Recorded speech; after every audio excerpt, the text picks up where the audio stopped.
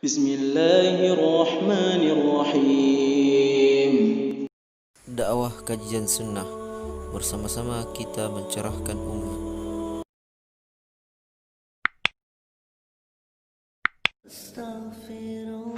Assalamualaikum warahmatullahi wabarakatuh. Alhamdulillah wassalatu wassalamu ala Rasulillah wa ala alihi wa sahbihi wa man tabi'ah wa mawalah, amma ba'd. Saudaraku yang dimuliakan Allah, pada suatu hari Rasul sallallahu alaihi wasallam menceritakan kepada para sahabat tentang wasiat yang Allah Subhanahu wa taala perintahkan kepada Nabi Allah Yahya bin Zakaria agar beliau menyampaikannya kepada umatnya serta mengamalkan untuk dirinya. Di dalam hadis yang sangat panjang, Rasul sallallahu alaihi wasallam menyebutkan, dan insyaallah saya akan menyebutkannya dengan maknanya. Sesungguhnya Allah Subhanahu wa taala telah memerintahkan 5 kalimat kepada Nabi Yahya bin Zakaria alaihissalam untuk dilaksanakan olehnya, dan juga agar ia menyampaikan, memerintahkan kepada Bani Israel agar mereka melaksanakannya juga. Akan tetapi Nabi Yahya alaihissalam kemudian beliau diliputi kekhawatiran bila mana umatnya itu tidak mampu untuk melakukannya, sehingga Nabi Allah Isa alaihissalam, karena kita tahu Nabi Isa dengan Nabi Yahya itu merupakan nabi yang sezaman, bahkan umur mereka tidak jauh berbeda. Lalu Nabi Isa alaihissalam mendatanginya seraya berkata, sesungguhnya Allah telah memerintahmu, wahai Nabi Yahya, dengan 5 kalimat agar engkau melaksanakannya. Demikian pula agar engkau memerintahkan kepada Bani Israel agar mereka melaksanakannya itu. Akhirnya Nabi Yahya merasa yakin dengan apa yang disampaikan oleh Nabi Isa putra Maryam. Kemudian dia mulailah mengumpulkan Bani Israel di Baitul Maqdis, sehingga mereka datang dengan jumlah yang sangat banyak dan menyuruh mereka itu melakukan 5 wasiat itu. Yang pertama, jangan pernah kalian itu menyekutukan Allah. Jangan pernah melakukan kesyirikan kepada Allah, sehingga hal ini diumpamakan sama seperti seorang pemilik budak yang membeli budaknya itu dengan emasnya ataupun dengan peraknya yang murni. Kemudian dia memberikan kepada budak ini tempat tinggal, kemudian memberikannya tempat untuk dia bekerja. Lalu dia berkata, wahai budakku, inilah tempatku, inilah tempat bekerjamu, kemudian hasil yang kamu kerjakan itu kemudian kamu serahkan kepadaku.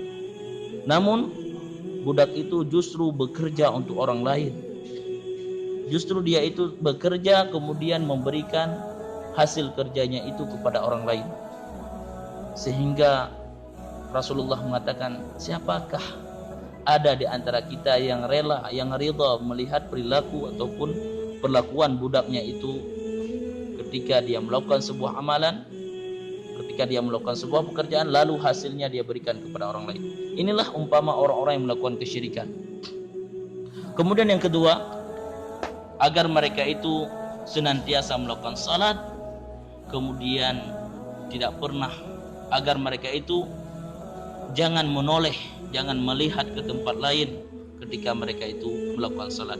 Karena Allah Subhanahu wa taala selalu melihatnya, selalu menghadapkan wajahnya kepada hamba tersebut selama hamba itu tidak menoleh ataupun menengok ke tempat-tempat yang lain.